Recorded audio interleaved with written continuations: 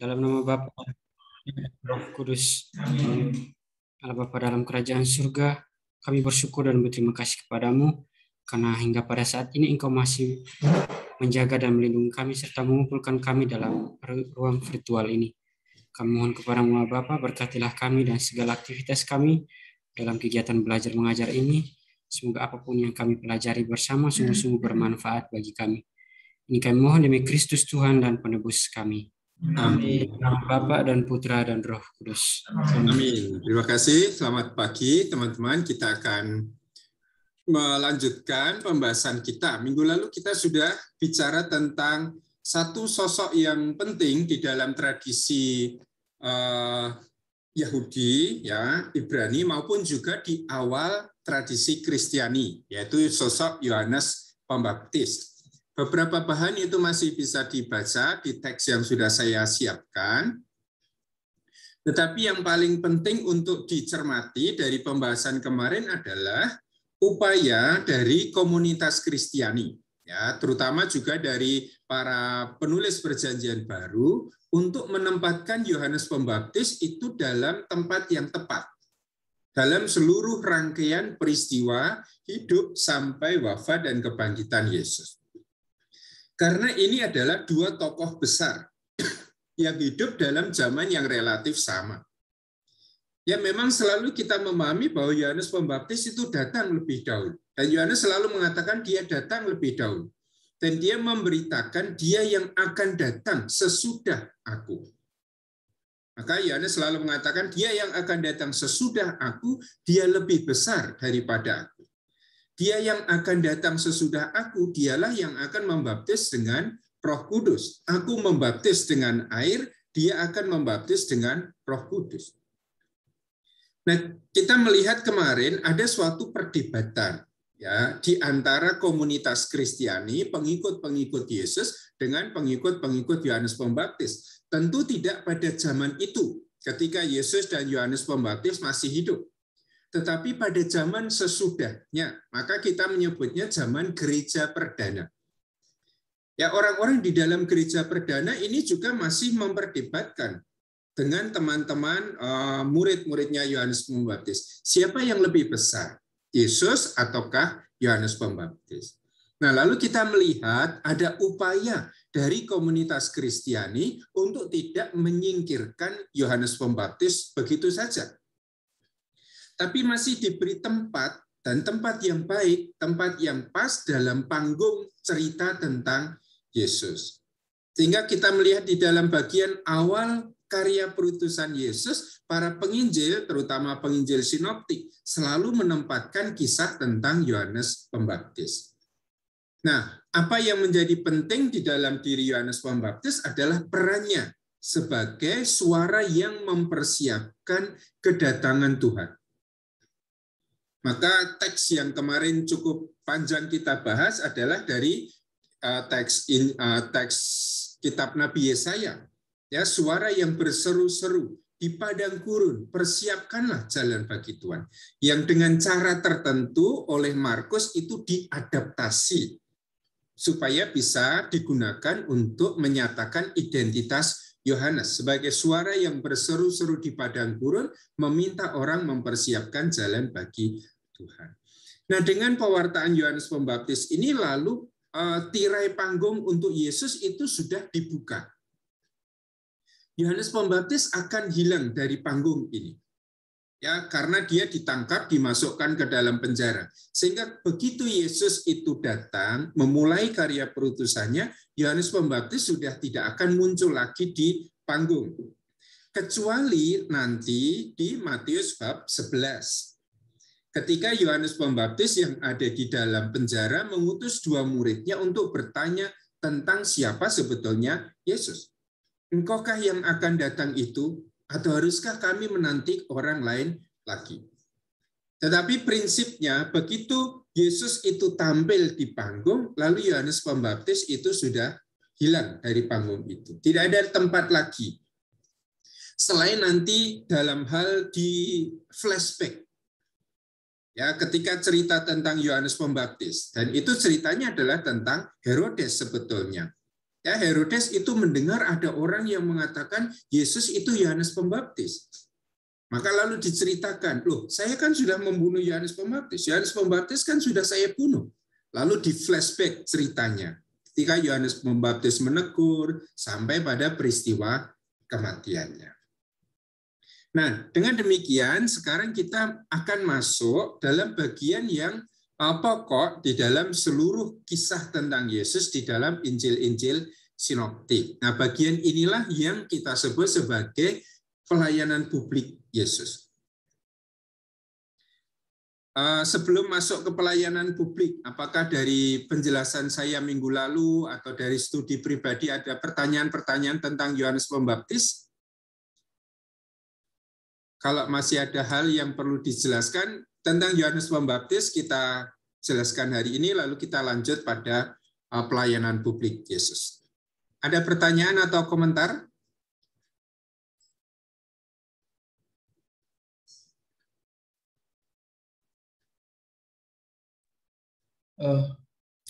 Ada Romo. Ya, silakan.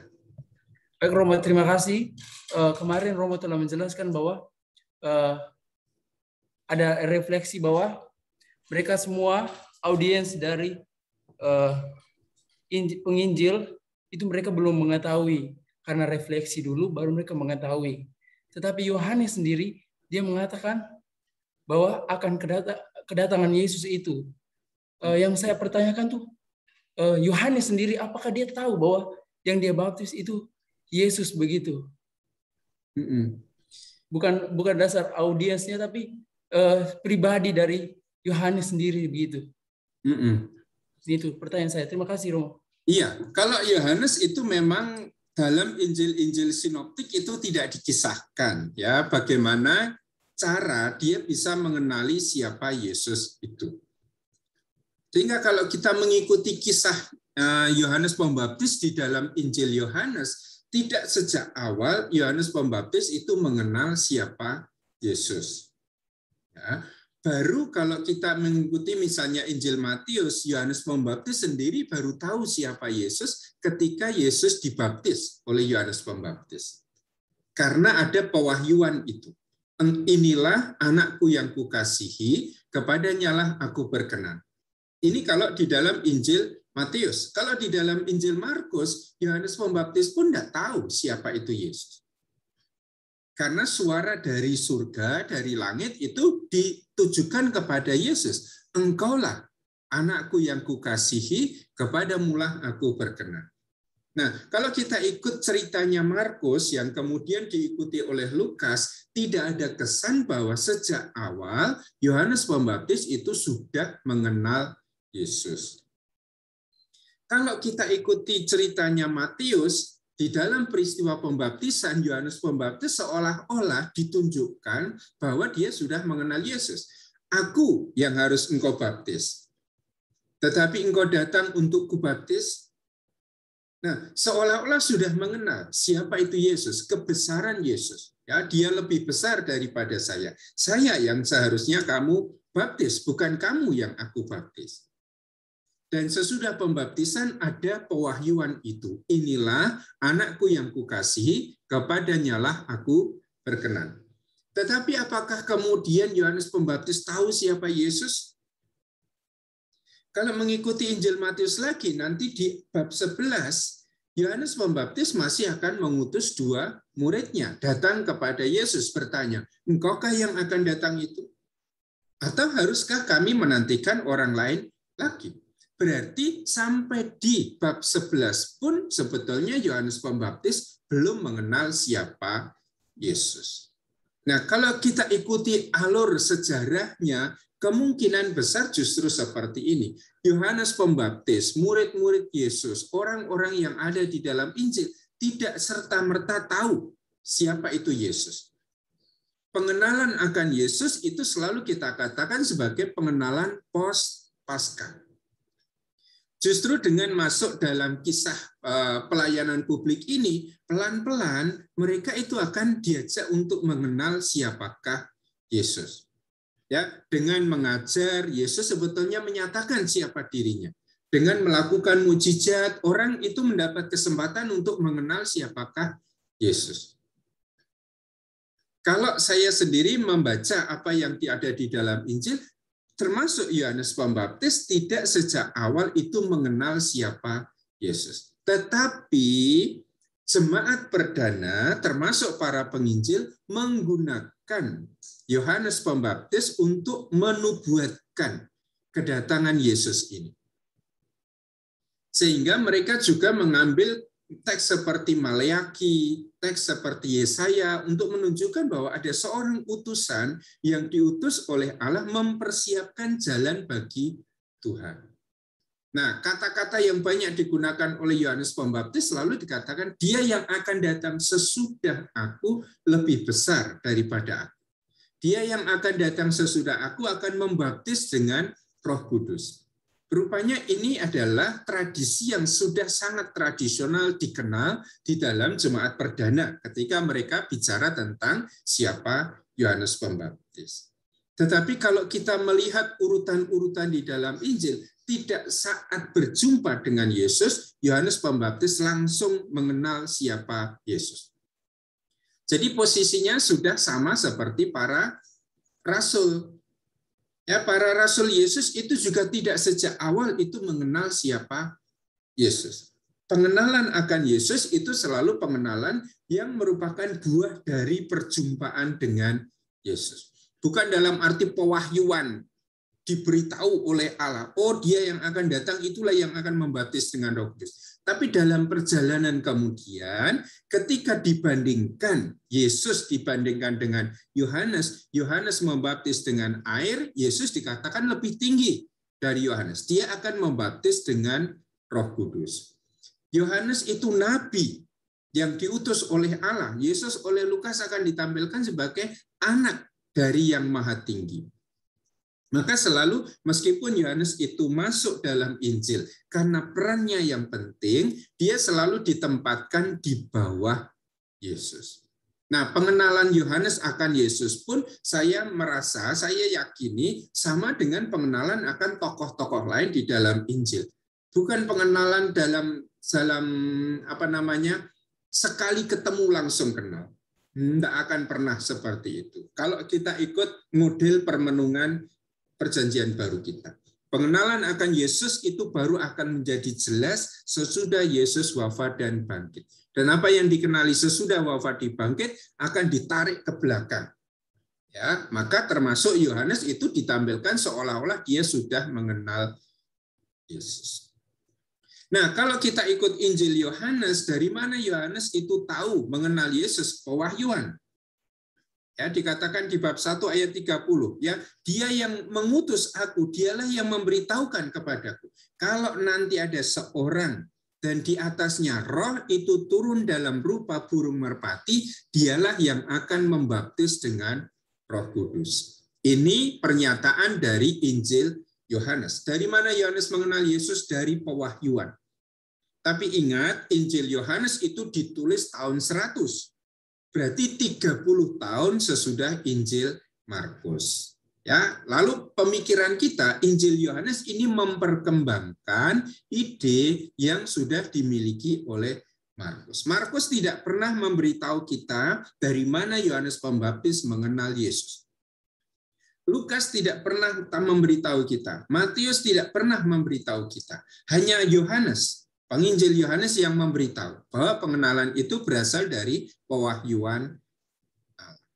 Ya, maka ini yang perlu dicermati. Kalau kita membaca Injil, kita membaca dari kisah yang senyatanya waktu itu terjadi. Maka lebih baik runutan kita adalah runutan historis. Jangan menggunakan semua pemahaman kita terapkan pada Yohanes. Kita itu mengenal Yesus yang membaptis dengan Roh Kudus. Yesus itu lebih besar dari Yohanes Pembaptis karena kita membaca Injil. Ya, tetapi Yohanes Pembaptis sendiri tidak semenjak awal itu mengenal siapa Yesus. Para murid pun seperti itu. Mereka harus berjuang. Dan buktinya apa? Buktinya adalah apa yang akan kita bahas pada hari ini. Setelah mengalami sabda Yesus, setelah mengalami mujizat-mujizat Yesus, mereka semakin lama semakin mengenal siapa Yesus. Maka pengenalan akan Yesus itu hanya muncul dari perjumpaan dengan Yesus. Berjumpa dengan pribadinya, mendengarkan sabda-sabdanya, melihat mujizat-mujizatnya, mengalami pergaulan dengan Yesus. Dan itu membuahkan pengenalan. Termasuk Injil kita tidak pernah mengatakan semuanya itu diwahyukan begitu saja sedari awal. Injil kita justru menampakkan bahwa pengenalan itu adalah buah pengalaman perjumpaan panjang dengan Yesus. Nah, apa yang dikenali pada bagian akhir sesudah wafat dan kebangkitan ditarik ke depan, diletakkan di mulut orang-orang yang dalam sejarahnya bertemu dengan Yesus. Begitu, kalau kita ikut Injil-Injil, maka kesannya berbeda-beda. Kalau di dalam Injil Sinoptik, kita tidak memperoleh informasi dari mana Yohanes Pembaptis mengenal Yesus. Kalau ikut Injil Yohanes, kita mendapat informasi. Yohanes Pembaptis mengenal Yesus dari pewahyuan.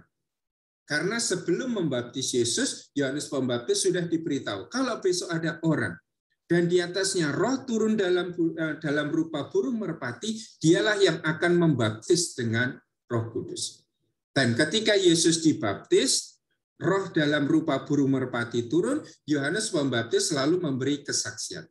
Meskipun kesaksiannya bukan dialah yang akan membaptis dengan Roh Kudus, tetapi dia ini anak Allah. Begitu, jelas atau ada hal yang lain yang perlu diperjelas lagi? Oke? Oke, Romo. Oke. Ya, terima kasih. Masih ada tentang Yohanes Pembaptis dan karyanya? Baik, kalau tidak ada, saya akan melanjutkan. Masih ada, Romo? Oh ya, silakan. Terima kasih, Romo, untuk kesempatannya. Ya. Pertanyaan saya ini berkaitan dengan sakramen pembaptisan yang ada di dalam gereja. Jadi kita mengenal bila itu saya ingin mengetahui lebih dalam itu sakramen pembaptisan itu sumber biblisnya atau dasar kitab suci yang diambil itu gereja memandang seperti apa? Apakah gereja mengambil sosok Yohanes Pembaptis itu sebagai dasar untuk pembaptisan dalam gereja, atau gereja mengambil kisah di mana Yesus itu datang untuk pembaptis atau untuk dibaptis oleh Yohanes Pembaptis. Jadi kira-kira menurut saya itu ada dua dasar yang bisa ditempatkan di situ. Jadi mungkin ada penjelasan dari Romo. Terima kasih, Romo. Iya, dasarnya pasti tidak pada peristiwa. Apakah peristiwa Yesus dibaptis ataukah pewartaan Yohanes Pembaptis gitu ya. Tetapi dasar dari pembaptisan selalu adalah pada ritus itu sendiri. Yang di dalam tradisi Yahudi sebetulnya ritus pembaptisan itu adalah ritus penyucian diri, pembersihan diri. Kali lalu saya mengatakan yang namanya baptizo, baptizein kalau di dalam bahasa Yunani itu artinya adalah menenggelamkan. Nah, orang Yahudi itu selalu memahami bahwa yang namanya air itu adalah sumber penyucian, sumber kebersihan. Maka kalau orang mau dalam perjalanan, mau bertamu, mau masuk ke rumah seseorang, selalu di depan itu ada tempayan. Dan orang bisa mencuci tangan, membasuh kaki di situ. Dan itu adalah ritus penyucian. Tapi yang dibasuh hanya tangannya, kakinya. Ya, teman-teman yang Muslim itu masih meneruskan tradisi itu dengan wudhu ketika masuk ke musola atau ketika masuk ke masjid. Tapi dalam tradisi Yahudi mau masuk ke ruang perjamuan pun orang harus cuci tangan. Katakanlah mungkin justru itu seperti kita di masa pandemi ini, mau masuk ke rumah, mau masuk ke kampus, mau masuk ke mal, kita semua disuruh untuk cuci tangan. Tujuannya apa? Membersihkan diri. Tidak hanya secara fisik, tetapi juga secara rohani. Artinya ritus baptis itu adalah membersihkan diri, menyucikan diri. Ini fungsi pembaptisan yang pertama. Lalu dalam perjalanan kemudian ada kelompok-kelompok tertentu dalam masyarakat Yahudi yang disinyalir terutama adalah kelompok Esseni yang menjadikan pembaptisan itu sebagai inisiasi. Maka kita membedakan dua hal ya. Ya, tradisi yang paling awal yang namanya baptis, entah dengan membasuh badan atau dengan menenggelamkan diri ke dalam air, fungsinya adalah fungsi penyucian diri, pembersihan diri. Baru dalam tahap kemudian ada kelompok tertentu di dalam masyarakat Yahudi yang menjadikan baptis itu sebagai bentuk inisiasi. Kalau kita mengatakan sakramen inisiasi, berarti sakramen yang memasukkan, memulai sesuatu yang baru. Maka orang yang masuk dalam kelompok Esseni dibaptis. Itu pembaptisan yang memasukkan seseorang dalam kelompok tertentu. Nah, rupanya apa yang dihayati dalam kelompok Esseni, pembaptisan sebagai ritus yang memasukkan seseorang dalam suatu kelompok tertentu diteruskan dalam tradisi Kristiani. Dalam tahap yang paling awal, ya, Kisah Para Rasul bab 2 itu sudah menjelaskan. Orang-orang yang menaruh kepercayaan pada pewartaan para rasul kemudian dibaptis. Dan dibaptis itu di dalam Kisah Para Rasul bukan hanya soal membersihkan diri, menyucikan diri, tapi masuk dalam kelompok pengikut Yesus. Nah, lalu mulai waktu itu pasti belum menjadi sakramen ya, tetapi ini suatu ritus yang sudah punya fungsi inisiasi, tidak hanya fungsi pembersihan, tetapi ini fungsi memasukkan seseorang dalam kelompok pengikut Yesus. Paulus sesudah dia bertobat, ya, ketika dia mendapat penglihatan di Damsyik, kemudian dibawa ke kota, disembuhkan oleh Ananias, sesudah itu dia pun dibaptis. Nah, baptis berarti di situ sudah merupakan suatu bentuk ritus yang memasukkan orang ke dalam kelompok tertentu. Nah, gereja itu pasti mengambil ritus baptisan ini dari perjalanan panjang sejarah Yahudi ini. Dan tidak diambil sebagai ritus penyucian saja, meskipun dalam baptis selalu ada penyucian. Turunnya Roh Kudus di dalam peristiwa baptis itu adalah turunnya roh pengudusan. Tetapi selain menguduskan, fungsi yang kedua adalah memasukkan. Maka salah satu dampak atau akibat dari sakramen baptis adalah menjadi warga gereja, menjadi anak-anak Allah. Nah, gereja itu lalu melanjutkan dua fungsi baptisan ini. Baik sebagai pengudusan sedari awal, dalam tradisi gereja Katolik lalu dikatakan baptis itu membersihkan orang dari dosa asal, yang mungkin teman-teman Protestan tidak menerima itu. Yang fungsi yang kedua adalah memasukkan seseorang dalam komunitas gereja. Nah, mana yang diambil oleh gereja sebagai dasar sakramen baptis? Pasti tidak hanya pembaptisan Yesus, pasti tidak hanya pelayanan pembaptisan oleh Yohanes Pembaptis, tapi praktek pembaptisan yang sudah berlangsung dari waktu ke waktu ini, dengan mempertahankan dua fungsi dari pembaptisan itu, sebagai penyucian hidup maupun sebagai inisiasi untuk memasukkan seseorang dalam kelompok Kristiani kita. Oke, jelas? Ya. Jelas, Romo. Oke. Ya, terima kasih. Baik, saya akan menggunakan PowerPoint yang sudah saya kirim beberapa waktu yang lalu untuk bicara tentang pelayanan publik Yesus.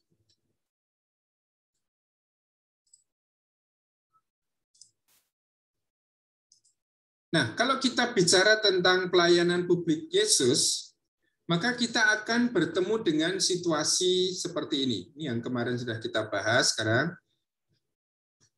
Ketika kita masuk dalam pelayanan publik Yesus, kita akan melihat dua bagian yang utama dalam bagian ini. Yang pertama adalah bagian yang kita kenal sebagai pelayanan di Galilea. Dan ini space-nya lebih panjang daripada pelayanan yang kedua. Artinya, kisah tentang pelayanan publik Yesus di Galilea ini lebih banyak. Mengapa lebih banyak? Karena memang ya waktu yang diceritakan itu juga lebih panjang. Katakanlah kalau Yesus itu berkarya 3 tahun, ya berarti kurang lebih 3 tahun. Yesus berkarya dan semuanya itu diceritakan di dalam bagian ini. Ya, pelayanan Yesus di Galilea dalam rentang waktu yang cukup panjang juga. Setelah selesai pelayanan publik di Galilea, lalu kita akan masuk dalam bagian yang menghubungkan antara pelayanan di Galilea dengan nanti pelayanan di Yerusalem. Dan saya menyebutnya ini adalah bagian perjalanan dari Galilea menuju ke Yerusalem. Dan bagian pelayanan publik akan diakhiri dengan pelayanan di Yerusalem. Nah, ini yang kali lalu kita sebut sebagai pengantar yang panjang. Ya, Injil itu adalah kisah sengsara dengan pengantar yang panjang. Kisah sengsaranya sendiri pasti sedikit sekali, 2 atau 3 bab terakhir di dalam masing-masing Injil. Sejak Yesus masuk ke ruang perjamuan untuk mengadakan perjamuan malam terakhir sampai kebangkitan dan penampakan.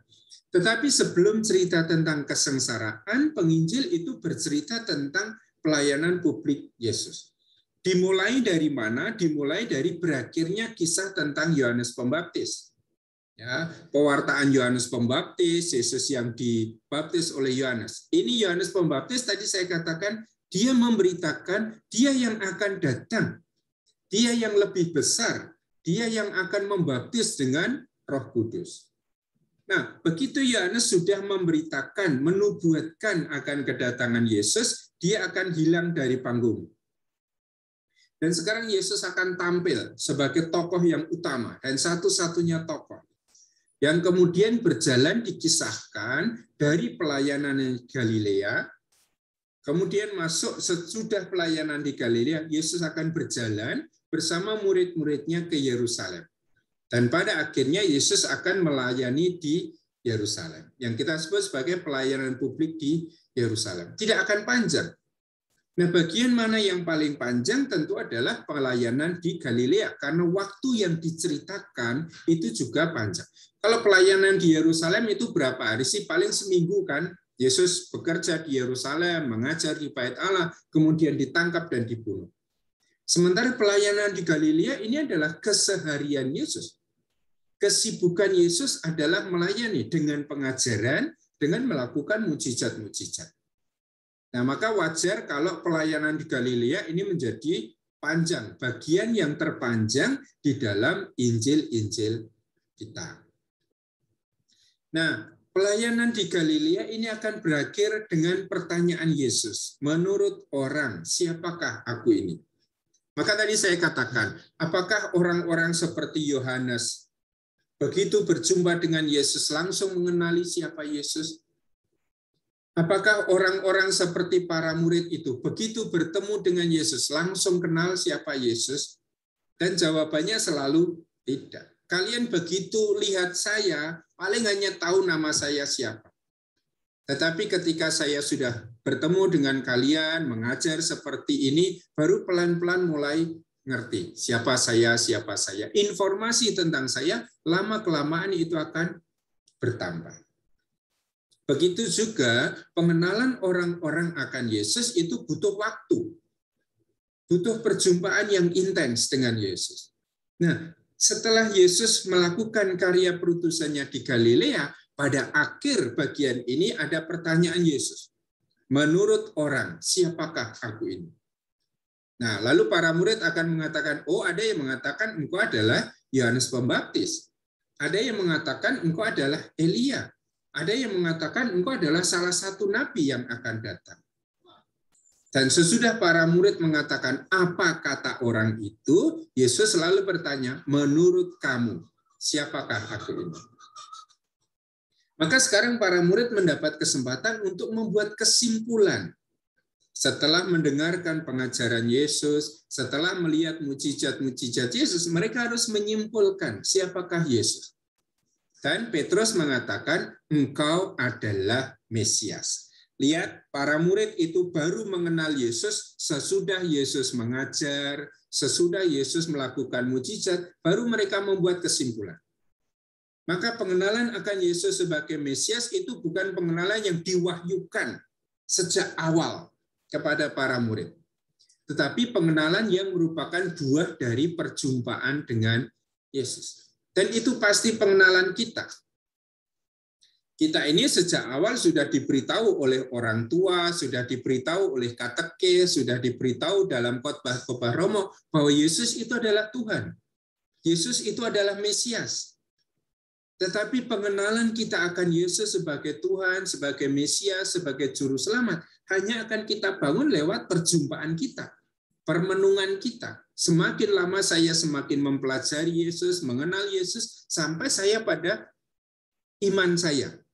Ya, sekarang itu bukan hanya konsep, dogma, ajaran yang diajarkan kepada saya, tetapi suatu pengetahuan, pengenalan yang saya yakini, saya imani. Maka kita sebut sebagai iman. Saya amini, saya iakan bahwa Yesus adalah Tuhan. Nah, pengalaman para murid juga seperti itu. Mereka bahkan lalu mengalami itu dalam keseharian mereka sampai mereka tiba pada suatu pengenalan bahwa Yesus adalah Mesias. Apakah selesai pengenalan akan Yesus itu? Tentu tidak. Masih dilanjutkan dengan 3 perjalanan atau dalam perjalanan itu menuju ke Yerusalem. Yang nanti akan kita sebut sebagai perjalanan kemuridan. Karena justru di dalam perjalanan inilah mereka dididik oleh Yesus. Apa artinya mengikuti Mesias? Kalau Petrus mengatakan, engkau adalah Mesias, lalu Petrus akan dididik oleh Yesus. Apa artinya mengikuti Sang Mesias? Apa syarat-syarat yang harus dilakukan kalau orang mau mengikuti Sang Mesias? Ya, baru sesudah perjalanan ini, Yesus akan masuk ke Yerusalem. Apa yang diajarkan oleh Yesus dalam perjalanan dari Kaisaria Filipi menuju ke Yerusalem itu akan menjadi kenyataan. Kapan menjadi kenyataan? Dalam peristiwa Yesus di Yerusalem, dalam sengsara, dalam kematiannya, dan dalam kebangkitan. Maka ini kita lihat sebagai suatu alur kisah. Yesus dari awal karya publiknya di Galilea, berarti itu di utara, di tanah kelahirannya sendiri, atau di tempat di mana dia tinggal, sampai pada perjalanan menuju ke selatan, menuju ke Yerusalem, berakhir pada karya publik Yesus di Yerusalem. Nah, ini skema yang akan kita ikuti ketika kita bicara tentang struktur dasar kisah di dalam Injil sinoptik. Nah, sekarang kita lihat pelayanan di Galilea. Kita singkirkan dulu perjalanan ke Yerusalem dan pelayanan di Yerusalem. Nah, apa yang terjadi di Galilea? Saya ambil slide berikutnya saja. Kita bisa meringkas menjadi 2 bagian atau 2 jenis, 2 model pelayanan Yesus di Galilea. Yang pertama adalah Yesus mengajar, ya, dengan sabdanya, dengan kata-katanya. Bisa dalam arti mengajar murid-muridnya, ya, karena ada orang yang mau mendengarkan pengajaran Yesus, lalu Yesus mengajar. Bisa juga dengan konflik, ya, perdebatan dengan lawan-lawannya. Nanti akan kita lihat siapa saja yang muncul sebagai lawan Yesus yang kemudian masuk dalam perdebatan dengan Yesus tentang suatu masalah tertentu yang kita sebut nanti sebagai konflik di Galilea. Tetapi yang paling utama di dalam bagian ini selalu adalah sabda Yesus, pengajaran Yesus tentang kerajaan Allah. Nah, berarti Yesus berkarya sebagai seorang guru, sebagai seorang pengajar, ya, dengan kata-katanya yang nanti akan dikatakan, dia mengajar dengan penuh wibawa. Kata-katanya itu penuh kuasa, tidak seperti ahli-ahli Taurat kita. Dengan demikian sejak awal, lewat sabdanya, lewat pengajarannya, Yesus itu sudah menarik perhatian banyak orang, dikagumi oleh banyak orang. Sehingga kalau kita mendengar ada kisah nanti di dalam perjalanan kemudian, Yesus memberi makan 5.000 orang, laki-laki saja, lalu kita sudah harus membayangkan bahwa muridnya Yesus itu banyak. Ya, muridnya Yesus tidak sedikit. Kita di FTW itu paling 500. Tapi yang ikut makan 5.000 orang laki-laki. Belum termasuk wanita dan anak-anak. Itu menunjukkan betapa Yesus itu menjadi magnet. Guru yang menjadi magnet. Yang menarik banyak orang untuk datang kepadanya. Dan ini sebetulnya sama dengan Yohanes Pembaptis. Yang berseru-seru di padang gurun dan orang dari Galilea, orang dari seluruh Yudea itu datang kepada Yohanes Pembaptis untuk dibaptis. Nah, Yesus juga ditampilkan sebagai guru yang mengajar dengan kuasa. Kata-katanya itu penuh kuasa. Dia mengajar sebagai seorang guru yang penuh wibawa, ya, penuh otoritas. Tidak seperti ahli-ahli Taurat kita, guru-guru, pengajar-pengajar mereka pada waktu itu. Nah, yang kedua, apa yang dibuat oleh Yesus adalah mengadakan mukjizat. Ya, apa yang disabdakan oleh Yesus itu akhirnya dibuktikan dengan mukjizat. Yesus tidak hanya memberitakan kerajaan Allah. Ya, kerajaan Allah sudah dekat, bertobatlah. Yesus tidak hanya mengajar apa itu kerajaan Allah. Tetapi Yesus juga menghadirkan kerajaan Allah itu dengan mukjizat-mukjizat yang dibuatnya. Ya, kalau kerajaan Allah itu misalnya adalah kerajaan pengampunan, rekonsiliasi dengan Allah, maka yang diajarkan oleh Yesus ini juga dipraktekkan oleh Yesus.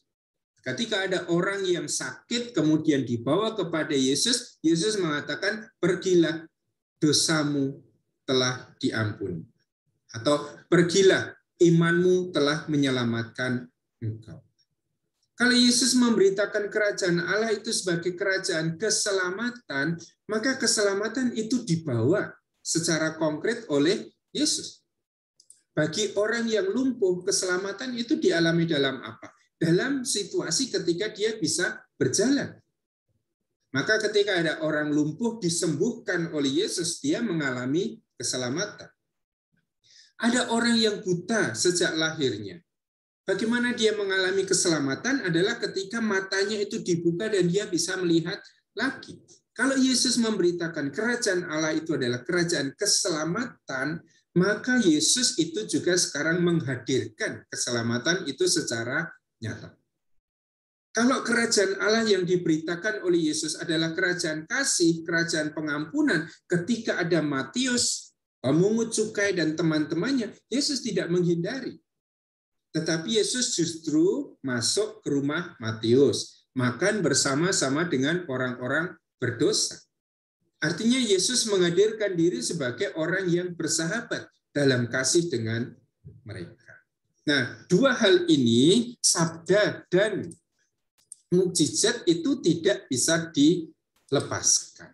Apa yang disabdakan oleh Yesus, yang diwartakan oleh Yesus, diwujudkan secara nyata dalam mukjizat-mukjizatnya. Nah, ini dua hal yang bisa kita temukan nanti begitu kita membaca bagian pelayanan di Galilea. Nah, hari ini saya akan memberikan garis besarnya. Minggu depan akan beberapa perikop khusus itu akan kita ambil sebagai contoh untuk kita dalami. Hal pertama yang dibuat oleh Yesus dengan sabdanya adalah memanggil para murid. Jadi begitu Yesus itu memulai karya perutusannya, Yesus langsung memanggil para murid. Ya, untuk mengikuti dia. Mari, ikutlah aku. Dan yang dikisahkan di dalam Injil-Injil sinoptik, para murid ini adalah nelayan-nelayan di Danau Galilea. Maka nanti salah satu pusat pelayanan Yesus di wilayah Galilea ini adalah Kapernaum. Ya, salah satu kota yang ada di pinggir Danau Galilea itu, yang menjadi pusat pelayanan Yesus di Galilea. Yesus memanggil beberapa orang yang adalah nelayan-nelayan di pantai Danau Galilea untuk mengikuti dia. Dan orang-orang itu begitu cepat meninggalkan segala sesuatunya. Meninggalkan pekerjaannya, meninggalkan perahunya, meninggalkan jalannya, meninggalkan orang-orang upahannya untuk mengikuti Yesus. Ya, tentu saja dalam situasi seperti ini kita bertanya-tanya, kok mereka itu begitu cepat mengikuti Yesus? Apa alasannya? Adakah suatu daya tarik yang begitu besar di dalam diri Yesus sehingga belum pernah ketemu sekalipun ketika mereka dipanggil, mari ikutlah aku. Petrus, ya, Andreas, Yakobus, Yohanes langsung mengikuti Yesus. Maka ini dicermati dulu. Bagaimana Markus misalnya mengisahkan Yesus itu sebagai orang yang sejak awal penampilannya, orang yang punya wibawa, orang yang punya kuasa. Sehingga orang yang belum mengenal dia pun, belum pernah berjumpa dengan dia pun, itu begitu dipanggil oleh Yesus, langsung mengikuti Yesus. Ini kalau kita ikut Markus dan Matius. Lukas mungkin punya kecurigaan itu. Mengapa mereka begitu cepat mengikuti Yesus? Maka di dalam Injil Lukas, kisah tentang panggilan murid-murid yang pertama itu sudah akan diubah oleh Lukas. Di dalam Injil Lukas ada peristiwa dulu ketika para murid bekerja semalam-malaman, tidak menangkap apa-apa. Pagi harinya Yesus datang dan meminta mereka supaya pergi ke tempat yang lebih dalam, kemudian menebarkan jala di situ, mendapat sekian banyak ikan. Ada mukjizat yang membuat Petrus selalu menyadari, oh dia ini bukan orang sembarangan. Yang menyadari kemudian membuat Petrus mengatakan, Tuhan pergilah daripadaku, aku orang berdosa. Dan baru sesudah mukjizat itu, orang punya keterpikatan pada Yesus. Kagum pada Yesus. Dan kemudian Yesus memanggil mereka, mari ikutlah aku. Sehingga kalau kita ikut Injil Lukas, sebelum Yesus itu memanggil murid-muridnya, Yesus sudah melakukan mukjizat-mukjizat. Maka itu alasannya mengapa orang mengikuti Yesus, karena mereka sudah melihat mukjizat-mukjizat Yesus yang besar itu. Kalau kita ikut Markus, kita ikut Matius, belum ada mukjizat satupun yang dikerjakan oleh Yesus. Nah, ini mau mengatakan apa? Menurut Markus yang diikuti oleh Matius, Yesus itu orang yang penuh wibawa. Ya, sehingga dengan memanggil satu kali saja, langsung murid-murid itu mengikuti Yesus. Nah, sekarang kita akan membaca, kita mengikuti Injil Markus lebih dahulu, panggilan para murid di Markus bab 1 ayat 16 sampai 20. Silakan siapa yang berminat untuk membacakan. Ayat berapa, Romo? Ya, silakan. Ayat berapa, Romo? Bab 1 ayat 16 sampai 20, Mas Es. Yesus memanggil murid-murid yang pertama. Ketika Yesus sedang berjalan menyusur Danau Galilea, ia melihat Simon dan Andreas, saudara Simon. Mereka sedang menebarkan jala di danau, sebab mereka penjala ikan. Yesus berkata kepada mereka, mari, ikutlah aku, dan kamu akan kujadikan penjala manusia. Lalu mereka pun segera meninggalkan jalannya dan mengikuti dia. Dan setelah Yesus meneruskan perjalanannya sedikit lagi, dilihatnya Yakobus, anak Zebedeus, dan Yohanes, saudaranya, sedang membereskan jala di dalam perahu. Yesus segera memanggil mereka, dan mereka meninggalkan ayahnya, Zebedeus, di dalam perahu bersama orang-orang upahannya, lalu mengikuti dia. Nah, kalau kita melihat Injil Markus ini, ya, begitu Yesus memproklamasikan karya perutusannya, yang saya maksud dengan proklamasi itu yang ada di ayat 14 sampai 15. Waktunya telah genap, kerajaan Allah sudah dekat. Bertobatlah dan percayalah kepada Injil. Lalu tidak dikisahkan Yesus melakukan apa. Begitu Yesus memproklamasikan karya perutusannya, langsung dia memanggil murid-muridnya. Ya, maka yang saya maksud adalah sebelum Yesus memanggil para murid, belum ada pengajaran, belum ada mukjizat yang dikerjakan oleh Yesus. Yesus dikatakan berjalan menyusur Danau Galilea, melihat Simon dan Andreas. Dan diberi keterangan di situ mereka adalah penjala ikan di Danau Galilea itu. Dan ketika mereka sedang bekerja, Yesus lalu memanggil mereka, "Mari, ikutlah aku, dan kamu akan kujadikan penjala manusia." Mereka pun segera meninggalkan jalannya dan mengikuti dia. Nah, kita sebagai pembaca, coba kalian jangan ikut pikiran kita sebagai orang Kristen sekarang ya. Bayangkan kalian itu baru pertama kali membaca Injil Markus. Apa yang akan muncul dalam benak kita? Kita sekarang membaca Injil Markus ini sebagai orang yang sudah belajar sekian banyak tentang kekristenan. Tapi misalnya saya pertama kali membaca Injil Markus untuk pertama kali. Pertanyaan saya adalah, mengapa mereka begitu cepat mengikuti Yesus? Belum kenal siapa Yesus. Tetapi begitu dipanggil, "Mari, ikutlah aku, dan kamu akan kujadikan penjala manusia," mereka pun segera meninggalkan jalannya dan mengikuti dia. Kita tidak tahu alasannya apa. Ya, mengapa mereka rela meninggalkan pekerjaan mereka sebagai penjala ikan itu untuk mengikuti Yesus? Ya, "Mari, ikutlah aku," itu kalau di dalam bahasa Yunani-nya, mari berjalan di belakangku. Dan berjalan di belakang seseorang itu artinya menjadi murid. Sehingga mereka dipanggil untuk berjalan di belakang Yesus, dipanggil untuk menjadi murid Yesus. Kata-kata Yesus, "Dan kamu akan kujadikan penjala manusia," pun ini tidak segera jelas menjadi untuk kita. Apa artinya menjala manusia? Ya, kalau kita sekarang sebagai pembaca Injil, sebagai orang Kristen, dipanggil untuk menjala manusia, berarti dipanggil untuk memanggil banyak orang mengikuti Yesus. Kita mengartikannya seperti itu. Tetapi apakah mereka pada waktu itu ketika mendengar seruan itu dari Yesus langsung menangkap, "Oh, saya diajak oleh Yesus untuk mengajak banyak orang untuk mengikuti Yesus"? Nah, ini tadi yang saya katakan, bahwa tidak sejak awal para murid itu tahu apa yang diajarkan oleh Yesus, yang dikatakan oleh Yesus. Mereka itu akan bergulat untuk selalu memahami apa yang dikatakan Yesus. Injil Markus berkali-kali akan mengatakan kepada kita, para murid itu tidak mengerti apa yang dikatakan oleh Yesus. Kami Yesus nanti di bab 7 masih akan mengatakan, "Betang, sudah bebalkah hatimu sehingga engkau tidak mengerti juga?" Dengan demikian, kalau kita membaca Injil, mari kita ikuti peristiwa itu dari saat ke saat. Secara historis seperti apa ceritanya?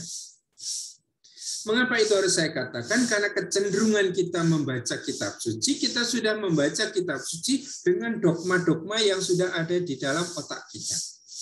Dengan banyak pra-pemahaman yang sudah kita miliki. Nah, itu membuat kita tidak teliti dalam membaca kitab suci. Nah, sehingga ketika kita ditanya, apa artinya "Mari, dan kamu akan kujadikan penjala manusia"? Oh, berarti sejak awal para rasul itu sudah tahu tugas mereka untuk membawa banyak orang menjadi murid-murid Yesus. Apakah Petrus dan Andreas berpikir seperti itu? Ketika mereka dipanggil oleh Yesus untuk menjadi penjala manusia. Apa yang kita pikirkan zaman ini belum pasti sama dengan apa yang mereka pahami pada masa itu. Kita mengenal Yesus itu sebagai Tuhan, sebagai Mesias. Apakah pemahaman kita sekarang ini sama dengan apa yang dipahami oleh Petrus pada waktu itu? Pasti ini sudah berbeda. Nah, dengan demikian, kita hanya akan membaca kitab suci itu secara teliti.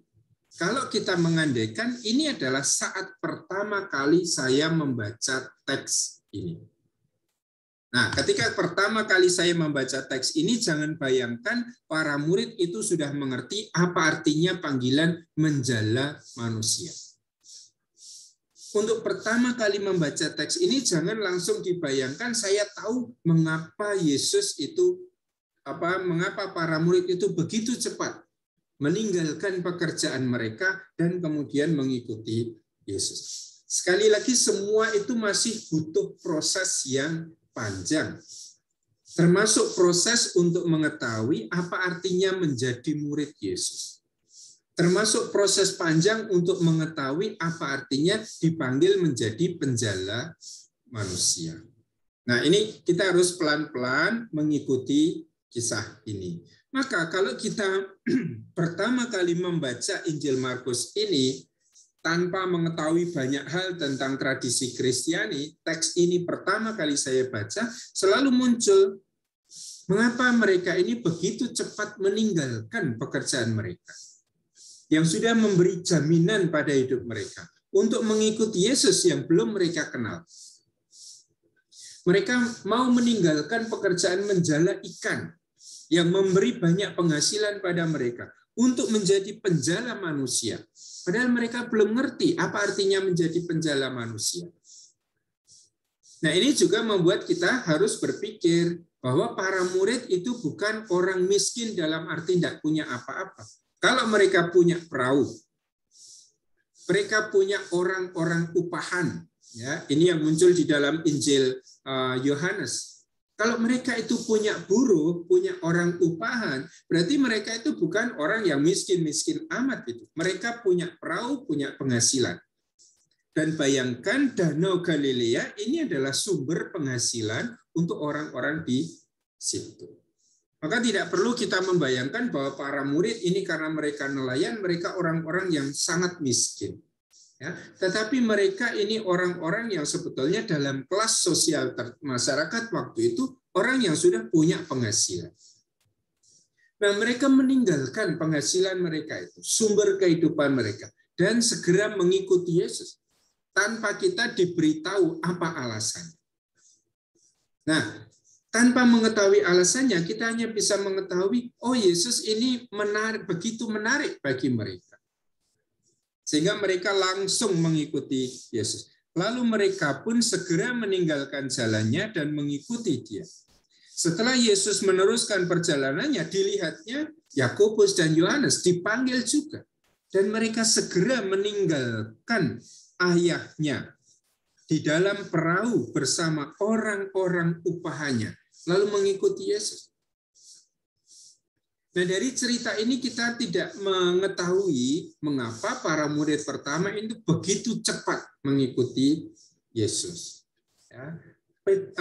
Markus itu pelan-pelan akan menunjukkan kepada kita sebagai pembacanya. Sekarang jawabannya belum jelas. Tetapi dalam perjalanan kemudian lalu akan menjadi jelas karakter Yesus. Figur Yesus yang memanggil mereka sehingga mereka begitu cepat mengikuti Yesus. Nah, sesudah beberapa kali mencermati teks ini, membandingkan dengan Matius, membandingkan dengan Lukas, membandingkan dengan Yohanes, lalu kita bisa mulai membuat suatu kesimpulan bahwa yang ditampilkan oleh Markus di sini adalah wibawa Yesus sedari awal. Otoritas sabda Yesus itu yang sudah muncul sedari awal. Begitu dia memanggil murid-muridnya, murid-muridnya itu langsung datang. Nah, situasi ini yang saya katakan tadi nanti akan sedikit diubah oleh Lukas. Ya, maka coba lihat Injil Lukas lebih dahulu. Lukas bab 5.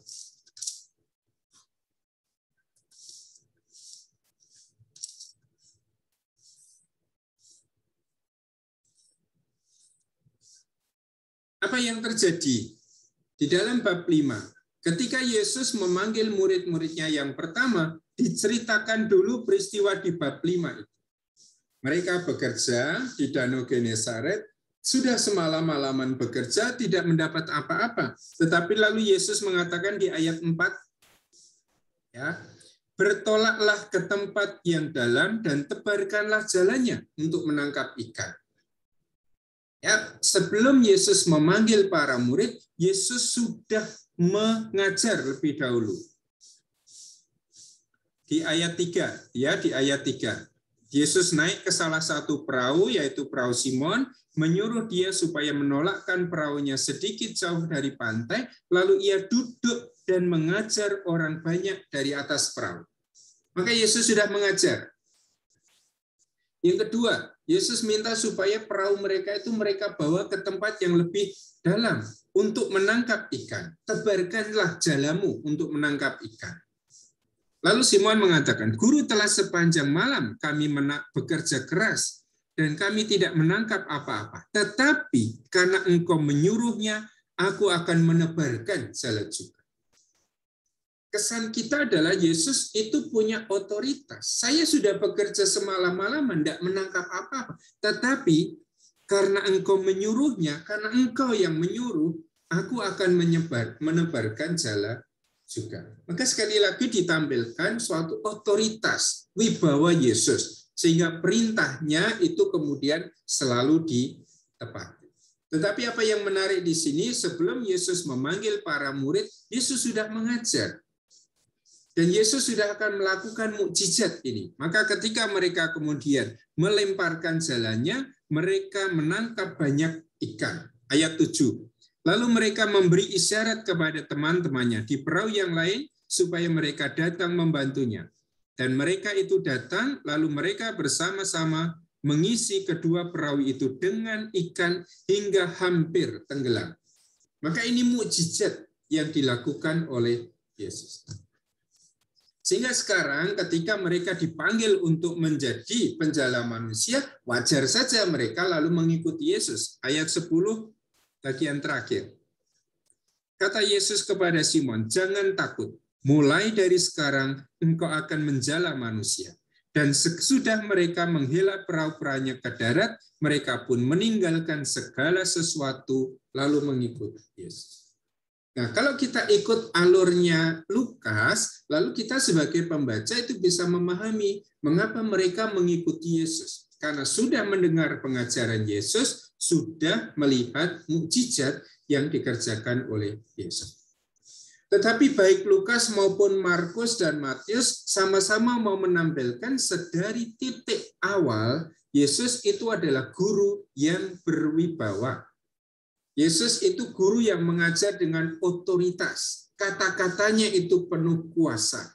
Sehingga begitu memanggil orang, orang itu langsung pergi mengikuti Yesus.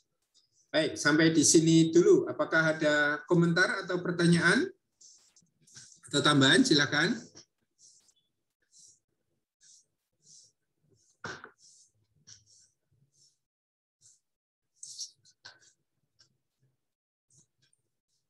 Tidak ada? Ya, kalau tidak kita beralih ke Injil Markus. Lagi kita mengambil karya pelayanan Yesus di beberapa rumah ibadat di Kapernaum. Kita minta tolong siapa? Salah satu teman membaca ayat 21 sampai 28. Silakan.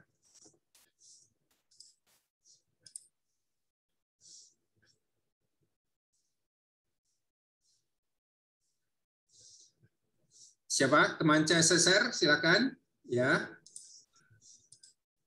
Yesus dalam rumah ibadat di Kapernaum. Mereka tiba di Kapernaum.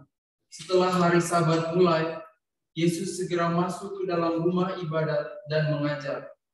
Mereka takjub mendengar pengajarannya, sebab ia mengajar mereka sebagai orang yang berkuasa, tidak seperti ahli-ahli Taurat. Pada waktu itu, di dalam rumah ibadat itu, ada seorang yang kerasukan roh jahat. Orang itu berteriak, "Apa urusanmu dengan kami, hai Yesus, orang Nazaret? Engkau datang hendak membinasakan kami?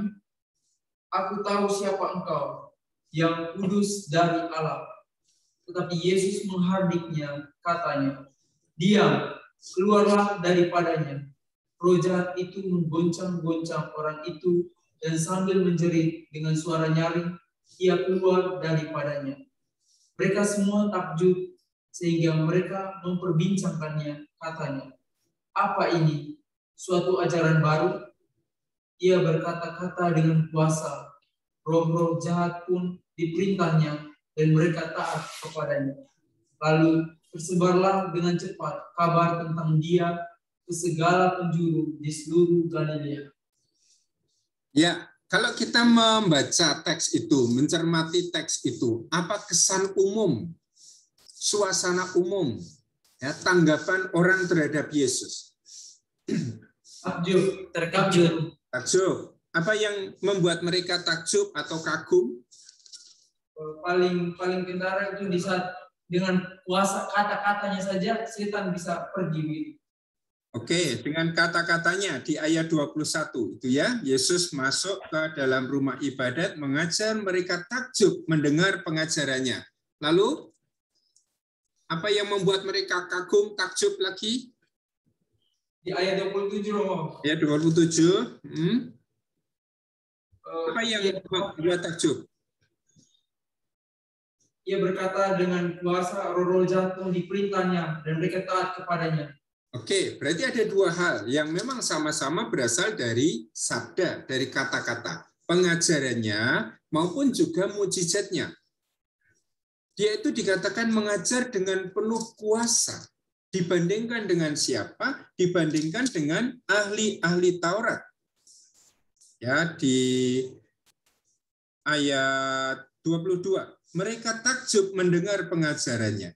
Sebab ia mengajar mereka sebagai orang yang berkuasa, tidak seperti ahli-ahli Taurat mereka. Padahal yang namanya ahli-ahli Taurat dalam zaman waktu itu adalah guru-guru yang sangat dihormati. Para rabi.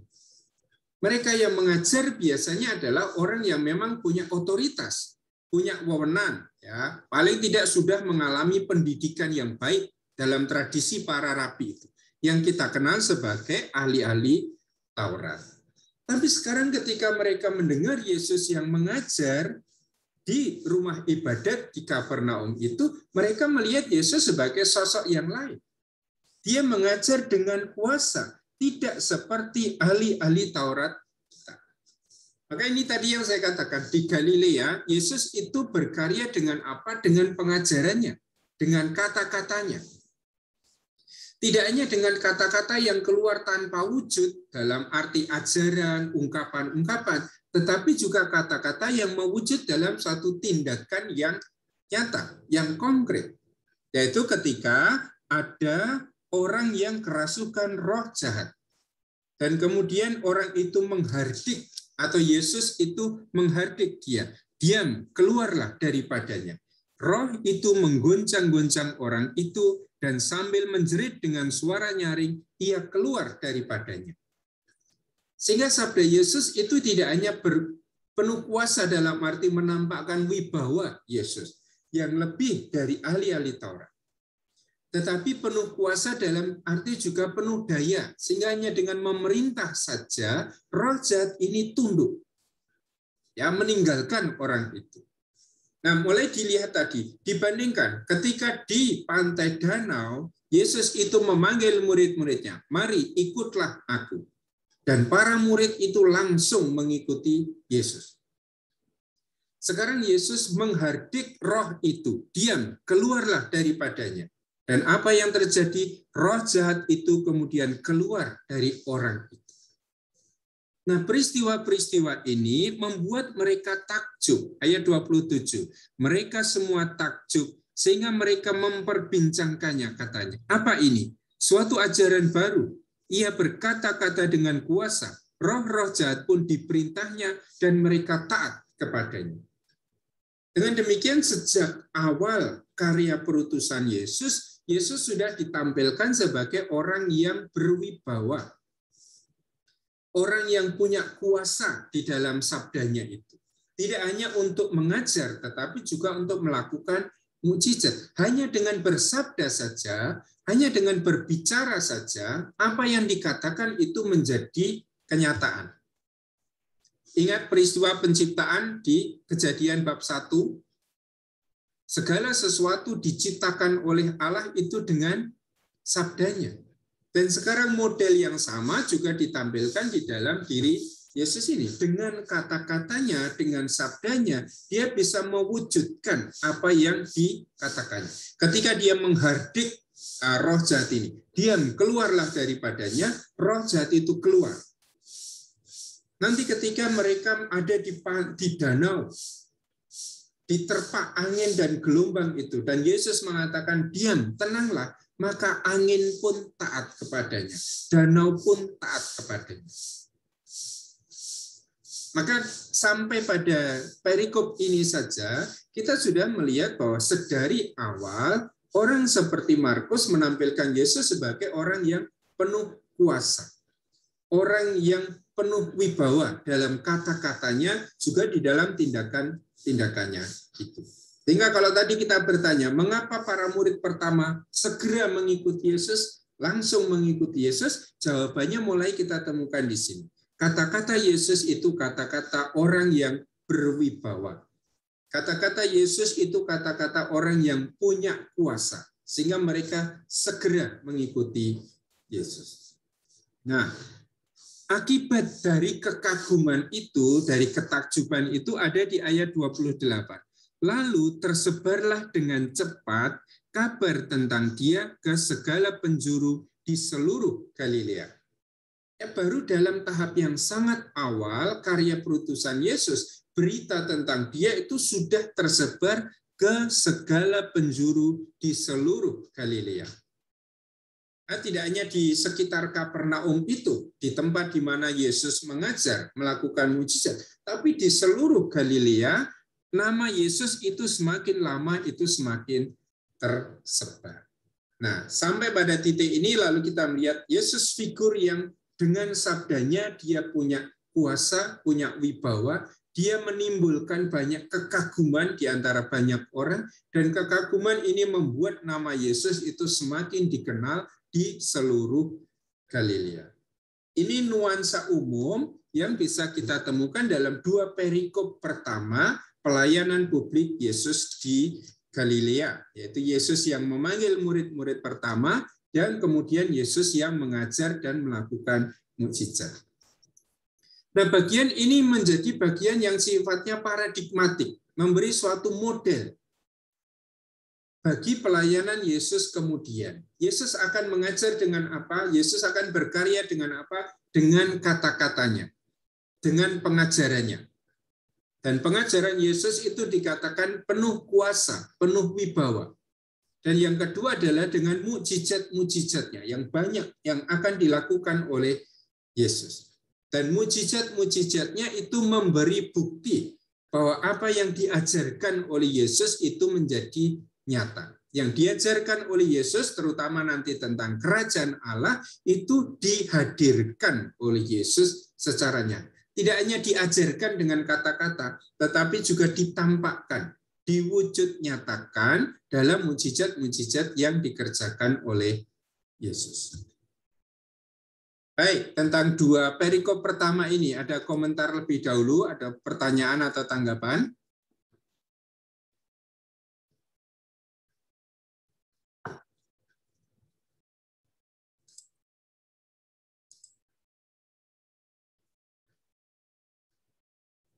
Silakan.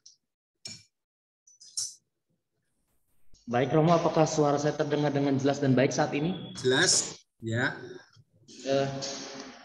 Tadi saya berangkat ke Lukas 5, Romo, ayat 11 itu. Nah, saya mengingat kembali pada saat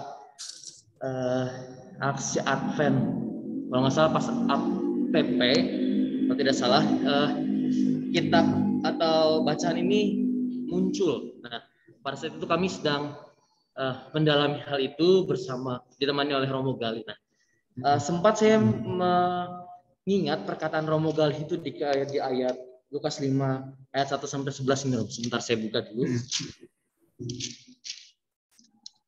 Nah, ini Romo. Tadi yang dikatakan bahwa Simon itu atau Petrus itu disuruh oleh Yesus untuk bertolak ke tempat yang lebih dalam dan menebarkan jalannya. Lalu mukjizat Yesus itu terjadi, penfayakun banyaknya ikan. Lalu di ayat 8 ini, Romo. Nah, ketika Simon Petrus itu melihat hal itu, ia pun tersungkur di depan Yesus dan berkata, Tuhan, pergilah daripadaku karena aku ini orang berdosa. Nah, lalu Romo Gali itu sempat berpikir dan seperti ini. Mengapa Simon Petrus seperti ini? Mengapa Simon Petrus tidak mengatakan atau mengucapkan terima kasih? Karena berkatnya, karena mukjizatnya, dia mendapatkan ikan yang banyak. Mengapa dia merasa seperti seolah-olah itu berdosa? Sedangkan di dalam Lukas bab 5 ayat 1 sampai 7 dikatakan dia tidak melakukan perbuatan dosa atau bahkan dia menuruti apa yang dikatakannya. Nah, ini saya ingin meminta tanggapan mengapa dikatakan di ayat 8 ini demikian, Rom. Karena kemarin itu Romo Gal itu tidak menjelaskan secara lengkap, hanya secara tersirat saja, demikian. Iya. Ya, ada dua kemungkinan. Yang kemungkinan pertama adalah membaca teks Lukas itu dalam Injil Lukas saja. Yang kemungkinan kedua adalah membandingkan teks Lukas dengan teks di Injil Yohanes. Ya. Karena hanya Lukas dan Injil Yohanes yang punya cerita ini. Saya jawab yang kedua dulu, ya. Membandingkan teks Lukas dengan teks Yohanes. Coba lihat di situ. Kalau kita mencermati peristiwa mukjizat bukan pengadaan roti, penangkapan ikan seperti itu, Lukas punya di bab 5. Dan di dalam Injil Lukas teks ini diletakkan di depan sebelum Yesus memanggil murid-muridnya. Kisah yang sama dimiliki juga oleh Injil Yohanes. Tetapi oleh Injil Yohanes, teks ini, kisah ini diletakkan di bagian ekor, di bagian paling belakang, bab 21. Berarti peristiwa para murid menangkap begitu banyak ikan, menurut Injil Yohanes terjadi sesudah peristiwa Yesus wafat dan bangkit. Ya kan? Nah, apa yang terjadi kalau di dalam Injil Yohanes itu? Yesus wafat. Para murid kemudian seolah-olah dalam kelesuannya, kemudian kembali ke pekerjaan awal mereka, menjadi penjala ikan di Danau Galilea. Mereka juga tidak menangkap ikan, tetapi kemudian diminta oleh Yesus untuk menebarkan jala dan mereka menangkap ikan. Baru sesudah mereka menangkap ikan, mereka mengenali siapa yang menyuruh mereka menebarkan jala itu. Dan itu adalah Yesus. Maka ada dalam pengalaman kekecewaan, dalam pengalaman ketidakpercayaan, akhirnya mereka bertemu dengan Yesus yang bangkit. Nah, suasana itulah yang kemudian juga dibawa di dalam Injil Lukas. Pasti di dalam Injil Lukas itu tidak ada pengalaman kekecewaan, pengalaman ketidakpercayaan. Si Petrus dan teman-temannya belum punya pengalaman itu. Tetapi bahwa peristiwa itu begitu hebat, apalagi kalau dikatakan, telah sepanjang malam kami bekerja keras dan tidak menangkap apa-apa, tetapi karena engkau menyuruhnya, aku akan menebarkan jala juga. Ini memberi konteks kepada kita. Bahwa kalau mereka pada akhirnya bisa menangkap ikan dalam jumlah yang sangat besar seperti itu, bukan mereka yang bekerja. Dalam perjalanan kemudian akan kita lihat, orang yang bisa melakukan mukjizat-mukjizat seperti itu, pasti hanya orang yang luar biasa. Dalam zamannya Markus, itulah yang dalam tradisi mereka disebut sebagai Theos Aner. Ya, Theos itu ilahi, aner itu laki-laki atau manusia ilahi. Maka para pembuat mukjizat pada zaman Yesus itu disebut sebagai Theos aner, manusia ilahi, ya, tidak sama seperti manusia-manusia yang lain. Maka Yesus juga ditampilkan sebagai orang yang punya wibawa, orang yang punya kuasa, orang yang dengan sabdanya saja apa yang disabdakannya itu terwujud. Nah, kalau ikut Lukas, berarti dalam konteks seperti itulah kita harus menempatkan kata-katanya Markus. Tuhan, pergilah daripadaku, aku ini seorang berdosa. Artinya, Petrus hanya bisa mengatakan bahwa kalau sekarang saya bisa menangkap ikan seperti ini, itu hanya karena ada intervensi dari yang ilahi. Dan itulah yang sekarang disadari oleh Petrus di dalam Injil Markus. Yang menjadi kesulitan kita memang adalah pernyataan karena aku ini seorang berdosa. ini tidak cepat kita tangkap maksudnya kalau kita hanya berhenti pada Injil Lukas bab 5 ayat 11 ini. Masih akan ada lanjutannya. Apa yang kemudian ditemukan oleh Petrus dalam perjumpaan dengan Yesus bahwa saya menyadari saya orang berdosa. Ya, kalau di dalam teksnya Yohanes, pengakuan seperti itu wajar. Oh, saya sudah tidak percaya engkau. Oh, saya mengira engkau sudah mati. Saya mengira kamu sudah meninggalkan kami. Maka kami pergi ke Danau Galilea. Dan ketika Yesus hadir di tengah-tengah mereka, Petrus kemudian mengatakan, pergilah daripadaku, sebab aku orang berdosa. Wajar, bisa diikuti. Tapi kalau kita ikut Injil Lukas, pernyataan karena aku ini seorang berdosa memang tidak mudah dipahami dalam titik ini. Ya, masih harus ada kelanjutannya nanti dalam perjalanan kemudian. Tetapi bahwa kemudian Petrus itu mulai mengenal bahwa Yesus itu sebagai Tuhan. Lihat kata-kata sapaan Petrus di ayat 5. Petrus menyapa Yesus dengan guru, rabi, ya kan? Setelah peristiwa mereka menangkap ikan begitu banyak, Petrus tidak lagi menyapa Yesus dengan rabi, dengan guru, tetapi menyapa Yesus dengan Tuhan, Kyrios.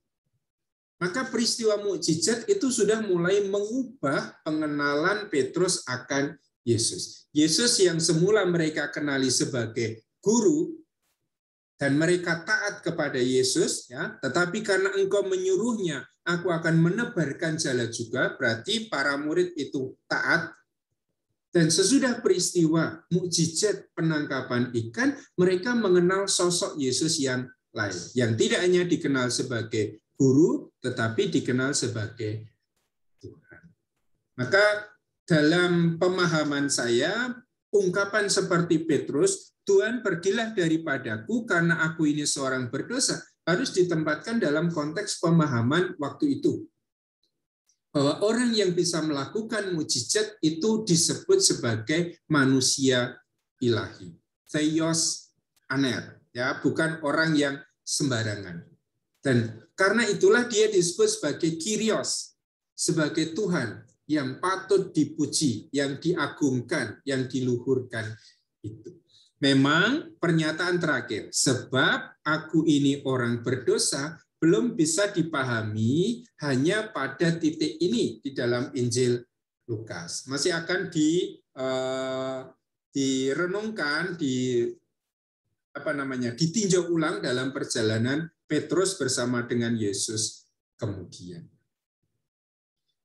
Ya, tidak mustahil bahwa pernyataan ini akan muncul justru dari pengalaman Petrus sesudah kebangkitannya. Petrus yang tidak menaruh kepercayaan penuh kepada Yesus. Petrus yang menyangkal Yesus. Petrus yang lari bersama dengan murid-murid ketika Yesus itu ditangkap. Itu yang tadi saya katakan. Apa yang sebetulnya terjadi di belakang itu seolah-olah ditarik ke depan dan seolah-olah sudah terjadi di depan. Ya, jadi dari teks ini kita melihat para penginjil itu punya kemerdekaan yang sangat besar dalam menggunakan bahan atau cerita yang mereka miliki. Kalau Lukas menggunakan peristiwa penangkapan ikan ini di depan, sebelum Yesus memanggil para murid, Yohanes itu justru memanfaatkan cerita ini dan menempatkannya di belakang, sesudah Yesus itu wafat dan bangkit. Ini pemahaman saya tentang bab 5 ayat 8. Ya, baik, terima kasih Romo. Berarti nanti ini kan yang tadi disebutkan oleh Romo ya, tentang seorang berdosa ini akan dilanjutkan lagi dalam kisah selanjutnya, begitu ya Romo dalam artian ini? Iya. Nanti kalau kamu misalnya mempelajari salah satu teknik yang namanya karakterisasi. Ya, bagaimana seorang penginjil itu memberi sifat, karakter khas pada tokohnya. Pada Petrus, nah kata-kata Petrus yang dari depan ini pasti harus dicermati sampai nanti di belakang. Siapa Petrus itu sebetulnya? Sehingga kita tidak hanya membaca ungkapan Petrus ini pada titik ini saja, tetapi juga membaca ungkapan ini dalam seluruh rangkaian peristiwa iman Petrus, dari depan sampai belakang. Ya, jadi kata-kata ini, ungkapan ini akan membangun karakter khas Petrus. Dan inilah yang namanya karakterisasi. Seorang penulis itu selalu memberi karakter khas pada murid-murid Yesus, pada Yesus sendiri, pada lawan-lawan Yesus. Maka kita bisa membaca ungkapan Petrus ini kalau kita juga menempatkan cerita tentang Petrus utuh. Semenjak dia dipanggil sampai nanti dia mengalami kebangkitan Yesus. Begitu? Terima kasih banyak. Ya, apakah masih ada soal ini? Sebelum kita kembali lagi ke Markus.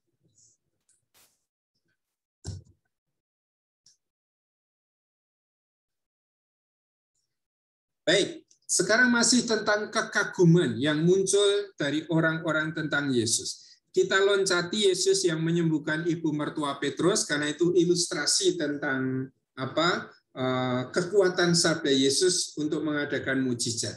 Kita baca ayat 35. Ivan minta tolong ayat 35 sampai 39.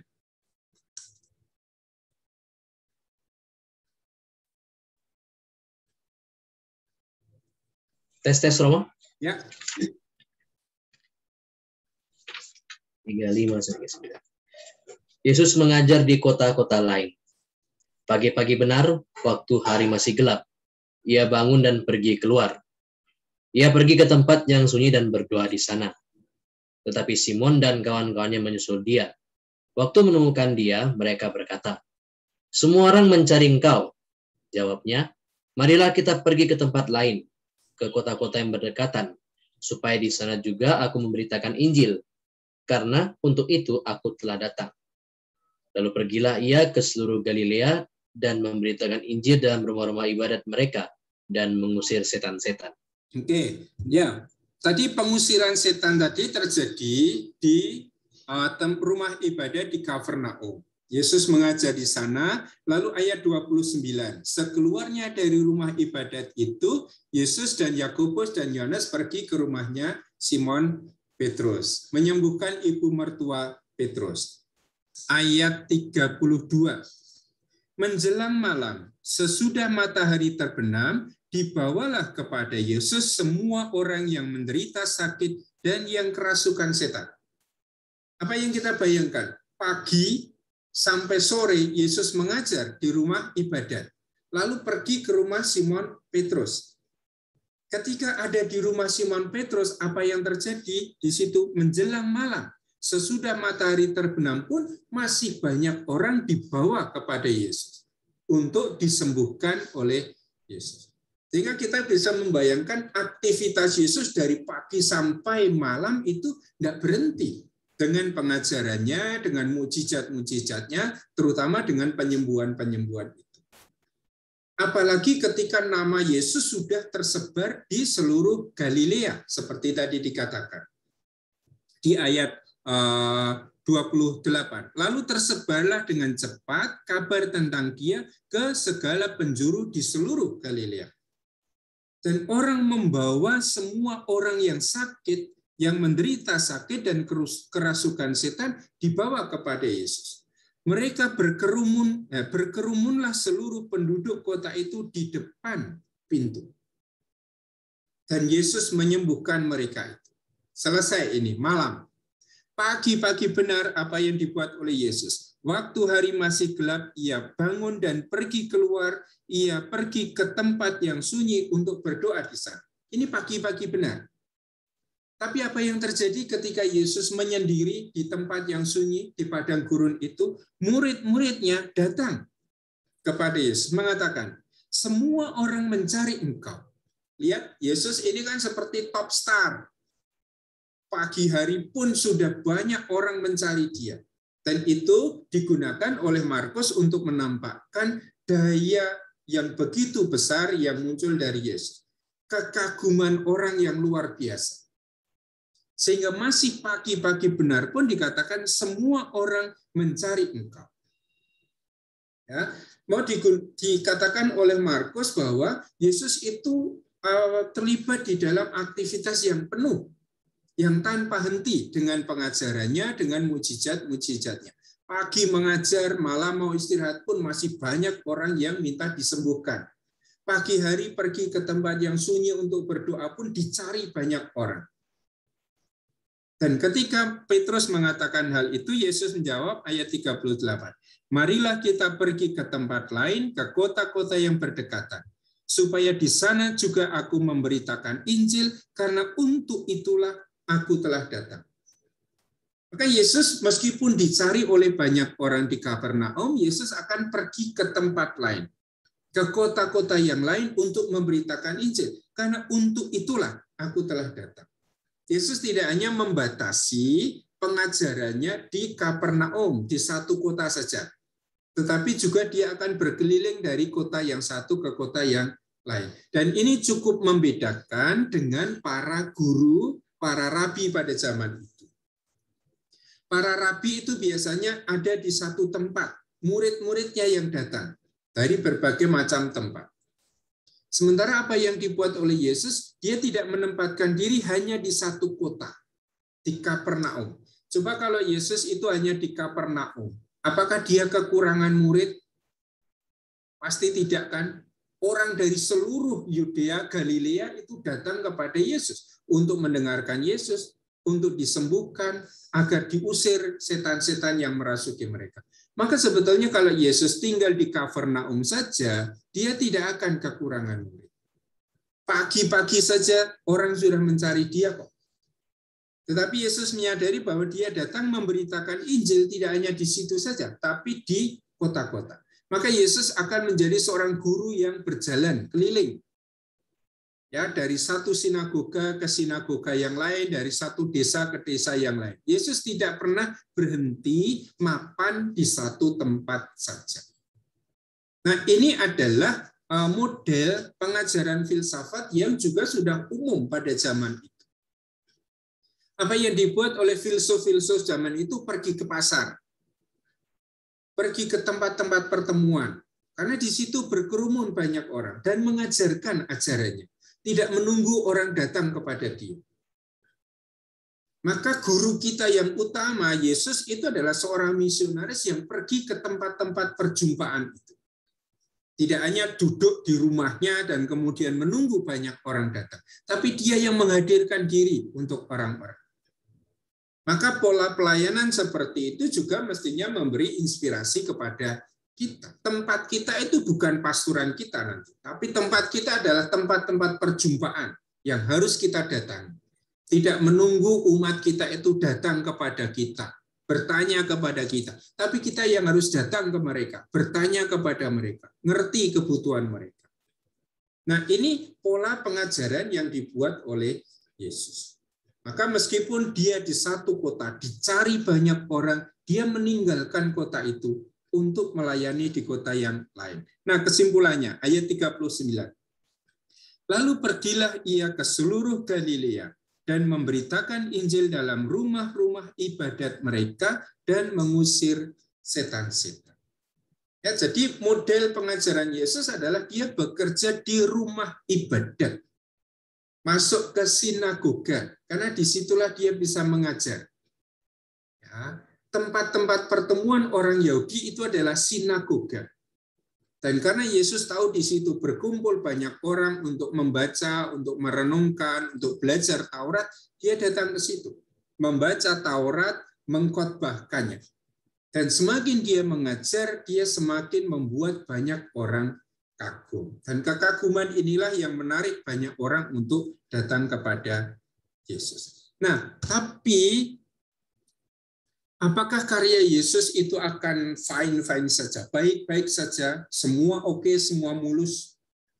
Ya, sampai pada tahap ini, ya, sampai di akhir bab 1 Injil Markus, semua baik-baik saja. Orang kagum, orang menerima, orang mencari Yesus.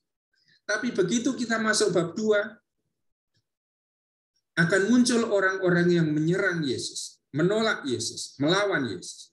Nah, ini yang akan kita pelajari minggu yang akan datang. Macam-macam konflik yang terjadi dalam pengajaran Yesus di Galilea. Tentang Yesus dianggap menghujat Allah, tentang Yesus dianggap melanggar hari Sabat, tentang Yesus itu dianggap tidak mengajar para murid itu untuk berpuasa, ya, tentang para murid yang memetik gandum pada hari Sabat itu boleh atau tidak. Nah, ini adalah macam-macam konflik yang nanti harus dihadapi. Tapi dalam setiap konflik itulah Yesus akan menyatakan inti pengajarannya. Lihat misalnya ketika Yesus memanggil Matius, ya, Lewi, pemungut cukai, makan bersama dengan Lewi. Orang-orang Farisi mengatakan apa? Mengapa gurumu makan bersama dengan pemungut cukai dan orang berdosa? Nah, serangan itu, pertanyaan itu justru menjadi kesempatan bagi Yesus untuk mengajar. Ya. Justru karena dia dilawan, justru karena dia diserang, dia tidak diam saja, tetapi dia mengajar. Bukan orang sehat yang memerlukan tabib, tetapi orang sakit. Aku datang bukan untuk menyelamatkan orang benar, melainkan orang berdosa. Nah, teks-teks itulah yang minggu depan akan secara khusus kita pelajari sebagai bentuk-bentuk konflik yang terjadi di Galilea. Artinya apa? Pengajaran Yesus memang pengajaran orang yang berwibawa, punya kuasa, memunculkan kekaguman, takjub. Semua orang mencari Yesus.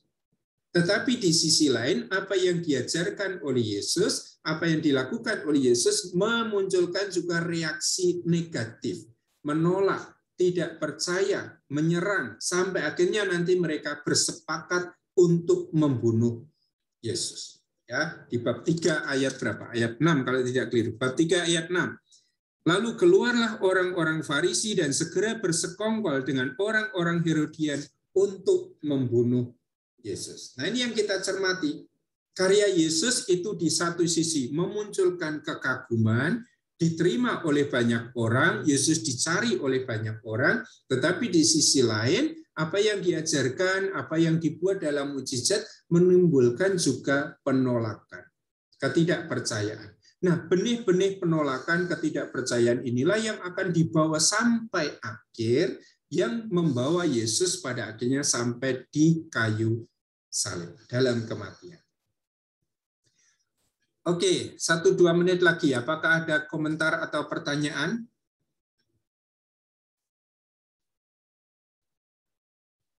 Oke, kalau tidak ada, saya akan mengakhiri pertemuan sampai di sini. Silakan membaca buku yang saya sediakan. Diktat yang ada di bagian awal atau buku-buku coklat, buku saya. Entah Injil Markus, Injil Matius, atau Injil Lukas pada bagian ini. Dari mulai Yesus itu memanggil murid-muridnya, sampai Yesus dikatakan mengajar di kota-kota lain. Minggu depan saya akan membahas secara khusus konflik Yesus dengan orang-orang di Galilea, karena beberapa tema yang menimbulkan perdebatan di antara mereka. Apakah ada tanggapan atau pertanyaan lebih dahulu? Baik, saya sudah menggunakan waktu 1,5 jam, maka silakan gunakan jam ketiga untuk studi pribadi dengan membaca bahan yang tadi sudah saya sampaikan di dalam diktat, ataupun yang lebih lengkap itu pasti di dalam teks yang saya sediakan di buku itu. Maka untuk bahan saya tidak akan banyak mengupload lagi karena saya mengandaikan bahan sudah saya sediakan, yaitu di seri tafsir saya, ya, yang Injil Sinoptik, yang coklat-coklat itu bahan semua ada di situ. Karena itu semula adalah diktat kuliah, maka saya tidak membuat diktat yang lain lagi. Baik teman-teman, mari kita mengakhiri pertemuan kita dan kita melanjutkan dengan studi pribadi kita. Kita akhiri dengan tanda kemenangan Kristus dalam nama Bapa dan Putra dan Roh Kudus. Amin. Terima kasih, sampai bertemu kembali hari Senin yang akan datang. Terima kasih, saya akhiri pertemuan kita. Terima kasih, Romo. Terima kasih. Mari-mari.